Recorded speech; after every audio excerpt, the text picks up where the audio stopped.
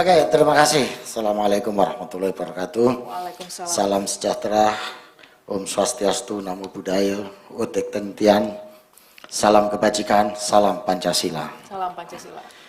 Nah, gini Mbak ya, saya langsung tutup poin aja. Bahwa saya ketika ketemu anak-anak muda, anak SMA, generasi Z, generasi muda, ketika ditanya Pancasila, 3 jawaban utama yang saja, banyak jawaban, tapi rata-rata 3 ini. Ketika saya tanya, Pancasila itu apa? Pancasila kan omongan orang tua-tua itu ya Mas ya, yang jadul-jadul. Itu yang pertama, yang banyak. Yang kedua, Pancasila ya kan yang itu kan Mas, yang diajarkan mata pelajaran itu dulu gitu. Nah, itu yang kedua jawabannya itu. Yang ketiga, ketika saya tanya, Pancasila itu apa? Pancasila, apa ya? Dia ngomong gitu. Yang sering diapalin itu ya Mas ya. Nah, ini bagi saya ini mencerminkan bahwa ada diskrepansi jarak imajinasi antara generasi tua dan generasi muda. Padahal generasi tua menyatakan bahwa Pancasila ini adalah arat perajut, Pancasila ini adalah jalan tengah, Pancasila ini adalah menjadi penjaga taman sari kita dan lain sebagainya. Tapi imajinasi ini tidak nyampe ke anak muda. Nah, begitu saya tanya balik, kemarin waktu COVID kamu ngapain aja? Oh kita Mas, ngumpulin ini, baju-baju, ngumpulin pakaian untuk tetangga kita yang enggak punya. Nah itu Pancasila. Nah kamu gitu. That is the Pancasila. Anda sudah menjalankan Pancasila. Gitu. Oh gitu ya Mas ya? Iya, gitu. Oh jadi Pancasila yang gitu-gitu itu? Iya, gitu. Oh gitu ya. Saya tanya lagi. Anak muda punya kreativitas, startup. Lu kerjain apa gitu? Ini Mas, gua ngumpulin anak-anak ini yang kreatif ini. Gua mau follow up dia supaya dia dikenal orang sehingga menjadikan ekonomi ini itu. Nah, itu Pancasila. Gitu. Jadi Pancasila itu ada pada dirimu, Pancasila itu ada pada kelakuanmu, Pancasila itu ada pada pikiranmu yang senantiasa untuk bisa menolong, bisa peduli, bisa berbuat baik pada sesamanya. Sesimpel itu, saya ngomong gitu. Artinya apa? Ini perlu ada, kalau saya selalu mengutamakan berdakwah ya, saya sebagai umat muslim, ada perlu revolusi dalam berdakwah. Berdakwah kita selama ini selalu berangkat dari teks, dari ayat Quran, hadis, ini ayatnya, ini hadisnya, ini kita bunyikan dan lain sebagainya. Kenyataan dipaksa sedemikian rupa untuk bisa seperti ayat ini. Makanya berantem kita.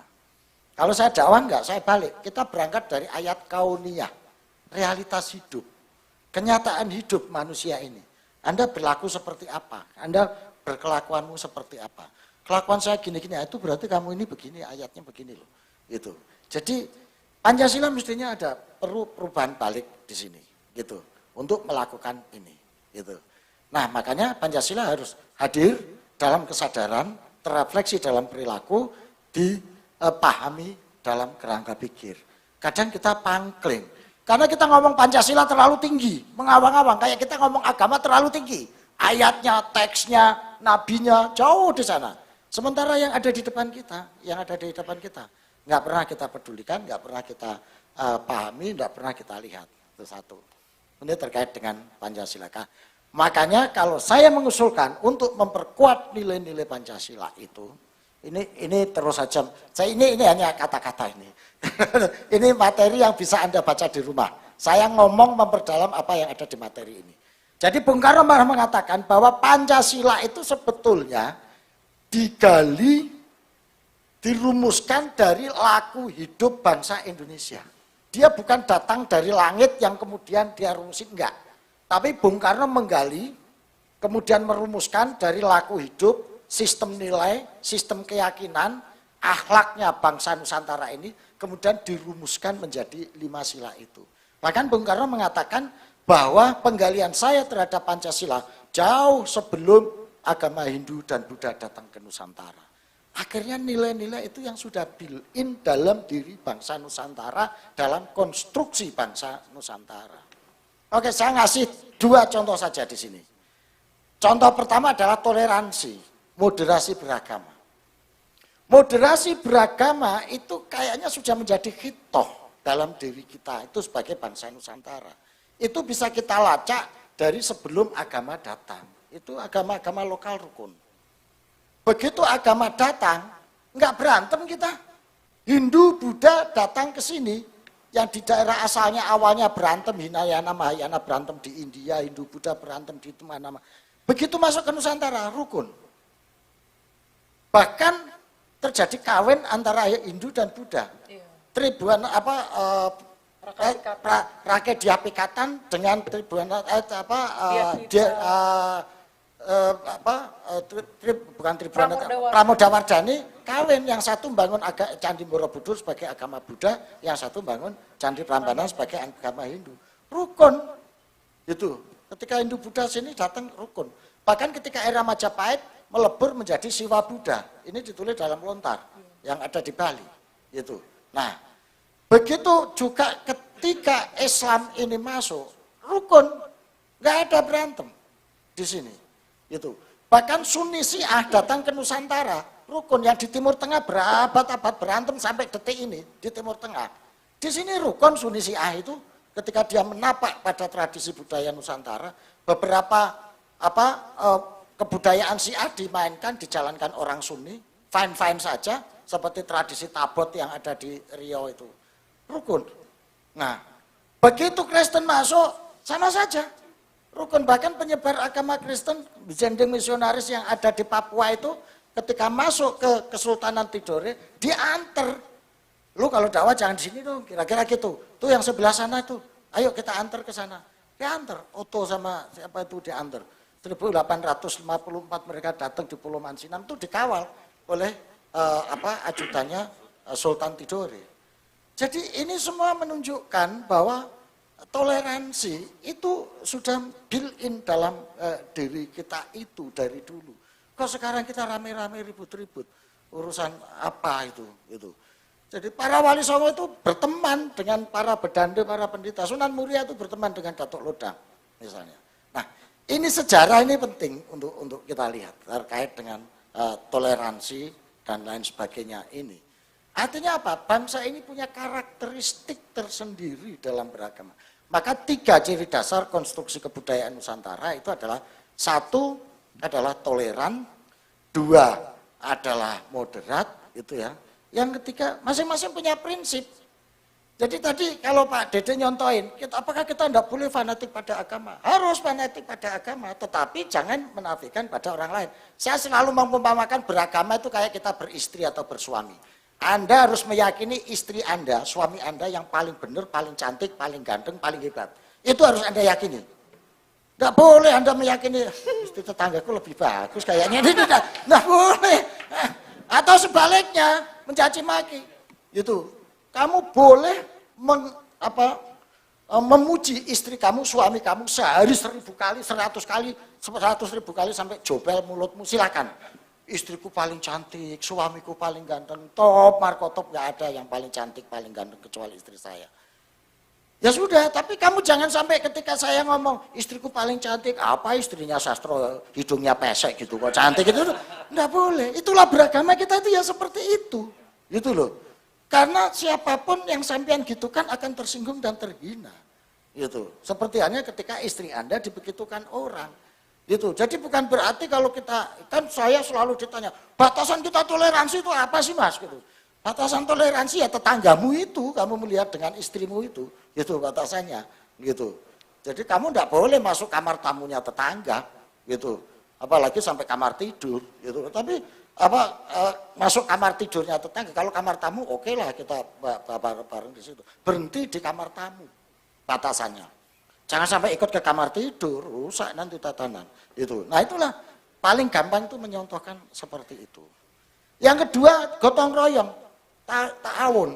Itu sudah terjadi sejak era dulu. Prasasti Talang Tuwo itu pada tahun 800 sekian itu yang ada di Sriwijaya.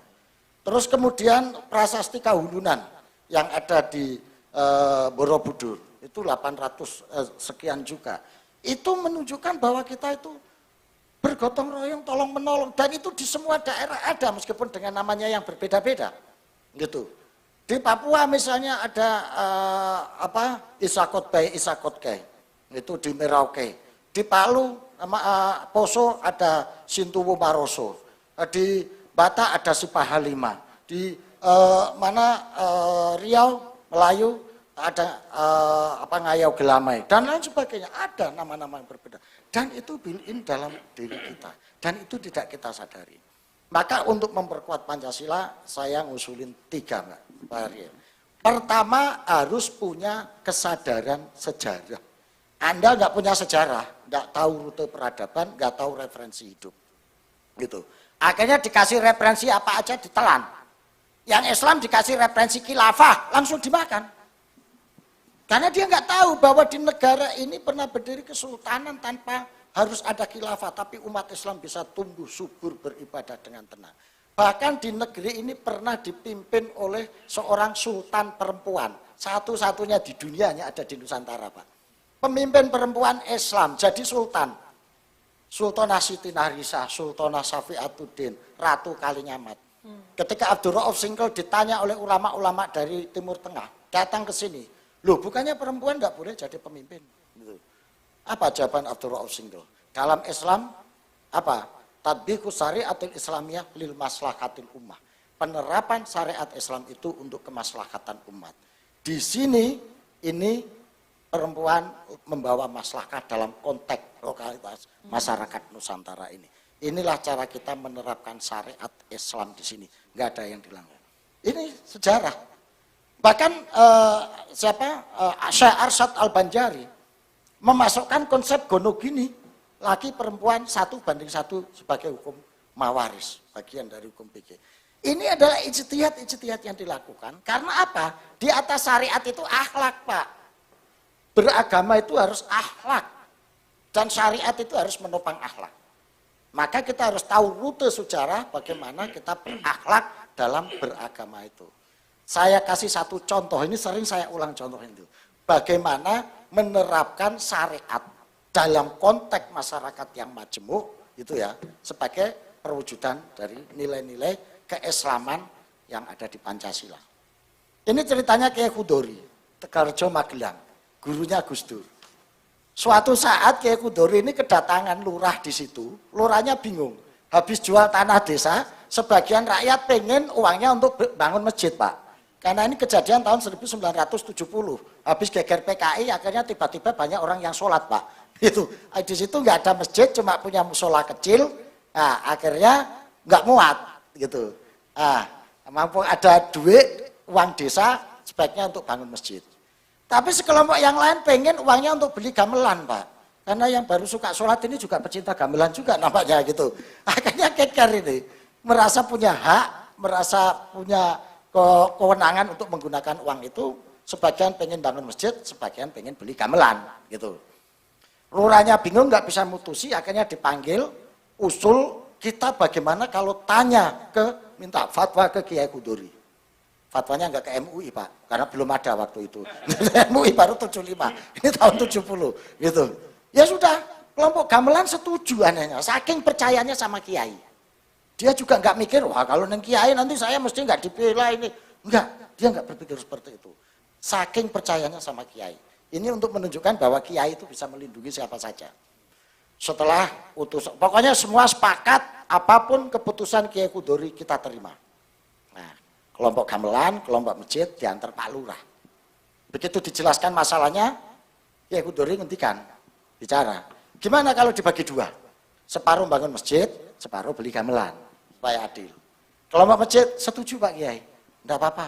Nanti kalau kurang kita cari. Nah, kelompok gamelan tidak setuju Pak Kiai. Karena apa? Kalau cuma separuh kurang. Nah, ini kan. Ini kalau kita pikir sekarang kan, lu ini urusan maksiat aja ngeyel. Kan mesti seperti itu. Wih, ini mesti gitu. Kalau kita mesti melindus begitu, kalau pikiran mayoritas dan syariat yang formal. Terus dia ngomong, begini Pak Kiai, soalnya kita ini tidak bisa cari duit. Gitu. Jadi ini ada orang jual gamelan murah. Mumpung ada duit kita beli. Kalau nggak segera kita beli, nanti dibeli orang lain. Gitu. Nah, itu Pak Kiai alasan kita. Gitu. Apa keputusan Kiai Kudori? Ya sudah, kalau seperti itu untuk beli gamelan saja, nggak usah bangun masjid dulu. Ini keputusan Kiai Kudori. Gitu. Kalau sekarang saya pikir sudah viral ini. kiai liberal, masjid dikalahkan gamelan, syariah dikalahkan bid'ah, maksud saya betul. Gitu. Ini kelompok masjid juga tanya, Pak Kiai, kenapa enggak mendahulukan masjid? Begini, gitu. Kan masjid ini perintah Gusti Allah, perintah Tuhan, dan itu syariat Islam. Apa jawaban Kiai Kuduri? Ya, saya tahu. Bangun masjid perintah Tuhan, syariat Islam. Tapi kamu nyenengin tetangga itu juga perintah Tuhan. Kamu bikin bahagia saudara-saudaramu, itu juga perintah Tuhan. Kamu menciptakan suasana yang hidup, damai, rukun, semua orang bahagia dengan keberadaannya kamu sebagai umat Islam. Itu juga perintah Tuhan. Gitu. Dan kamu nggak ada syariat yang dilanggar hanya gara-gara kamu menunda pembangunan masjid. Kamu bisa sholat di rumah berjamaah. Bisa sholat di musola kecilmu itu. Kalau nggak muat bisa di halaman. Nggak muat bisa di jalan. Nggak ada syariat yang dilanggar hanya gara-gara kamu menunda pembangunan masjid. Tur masjid itu kan bangun atas perintah Allah. Mesti Allah ikut memikirkan. Kata Kiai Kuduri. Buktinya apa? Itu ada perintah sedekah jariah untuk bangun masjid. Kalau sedekah jariah untuk beli gamelan kan belum ada perintahnya. Itu jawaban Kiai Kuduri. Sudah walhasil dibelikan gamelan. Saking senengnya dibelikan gamelan, Pak. Orang ini cerita kemana-mana. Nggak ada ajaran sebaik Islam tuh nggak ada. Top markotop Islam ini. Memikirkan kepentingan saudaranya, memikirkan kesenangan tetangganya. Top memang ajaran Islam itu. Nggak ada ajaran sebaik Islam. Saking senengnya dibelikan gamelan, Pak. Akhirnya dia cerita kemana-mana, sak Magelang, sak Jogja, sak Jawa Tengah tahu cerita ini. Akhirnya semua orang nyumbang untuk pembangunan masjid ini. Pecinta gamelan nyumbang, non-muslim nyumbang, semuanya saking terpikat pada akhlaknya Kiai Kuduri itu. Akhirnya masjid jadi lebih cepat dan lebih hebat dari rencana semula. Begitu jadi panitia dipanggil, Jong, ini, gitu. Ya apa masjidmu sudah jadi? Sudah Pak Kiai, malah lebih hebat dan lebih cepat dari rencana semula. Lah kok bisa? Wah itu pecinta gamelan, begitu kita belikan, saking senengnya, setiap hari kerja bakti bangun masjid. Selesai latihan gamelan, sholatnya jadi sregep, ngajinya jadi rajin, gara-gara seneng tukoknya gamelan. Itu. Dan saudara-saudaranya dipanggilin untuk bantu cari dana bangun masjid. Apa kata Kiai Kuduri? Itulah syariat Islam. Coba kalau dulu kamu ngotot bangun masjid atas nama syariat. Masjid jadi monumen kebencian. Dia bisa menerima keputusan saya, tapi hatinya mesti gerundel. Setiap lewat ke masjid mesti, gara-gara masjid ini kita nggak punya gamelan. Ya. Orang Islam tuh memang menang-menangan, dia mayoritas gitu. Tapi dengan cara ini, tetanggamu seneng, rakyatnya bahagia, damai, syariat nggak ada yang dilanggar, dan masjidmu jadi. Inilah penerapan syariat yang basisnya akhlak. Dan ini sangat Pancasilais, Pak. Inilah praktek Pancasila dalam kehidupan nyata. Dan ini hanya bisa diketahui orang yang ngerti sejarah, Pak. Kalau dia nggak ngerti sejarah, dikasih referensi apa saja, ditelan bulat-bulat, ditelan mentah.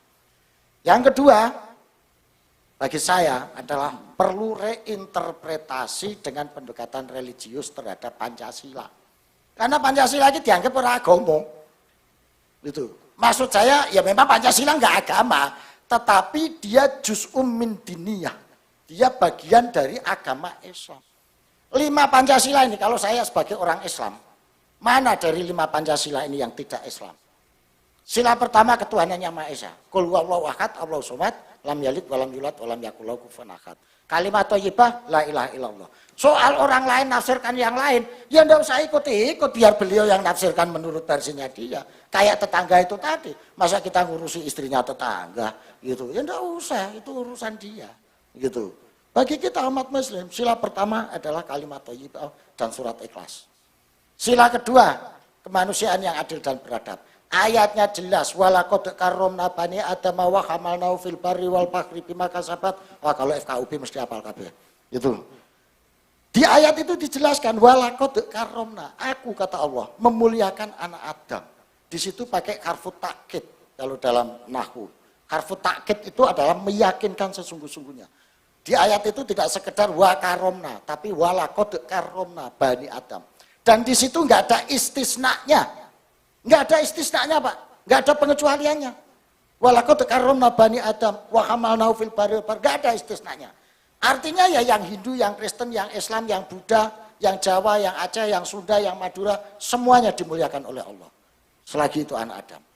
Itu. Yang takwa itu yang paling mulia. Jadi posisi yang takwa itu yang paling mulia.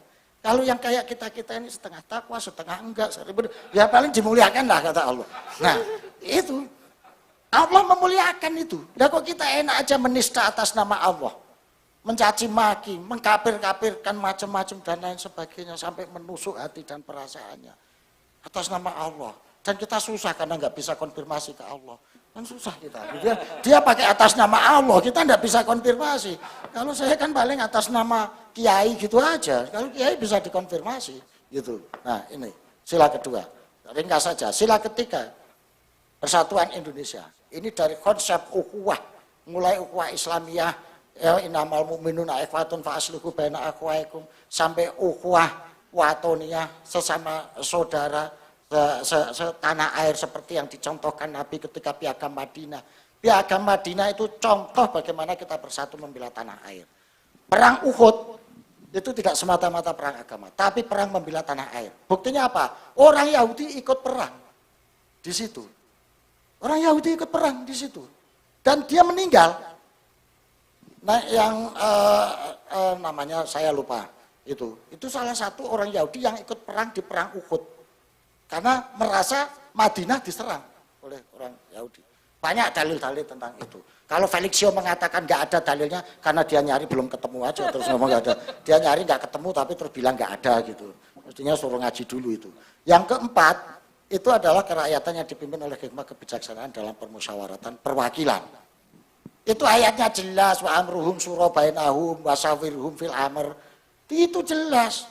Sila kelima apa? Keadilan sosial bagi seluruh rakyat Indonesia. Setiap Jumat diomongin khotib, setelah khotbah mau sholat itu mesti pesennya innallaha ya'murukum bil adli wal ihsan. Tidak hanya sekedar kemanusiaan yang adil, tetapi wal ihsan. Apa? Sila kelima itu kan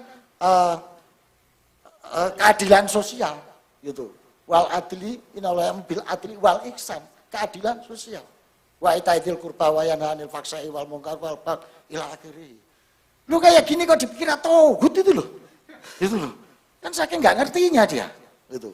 Maka Pancasila harus ditafsirkan dengan perspektif ini. Gitu. Jadi ini. Yang ketiga, nah baru dirumuskan dengan bahasa, nala pikir dan pemahaman anak-anak muda. Fine, lucu, happy dan lain sebagainya. Ini menurut saya penguatan nilai-nilai Pancasila itu baru bisa diterima anak muda. Saya kira itu saja provokasi dari saya, mudah-mudahan ini bisa. Terima kasih. Assalamualaikum warahmatullahi wabarakatuh.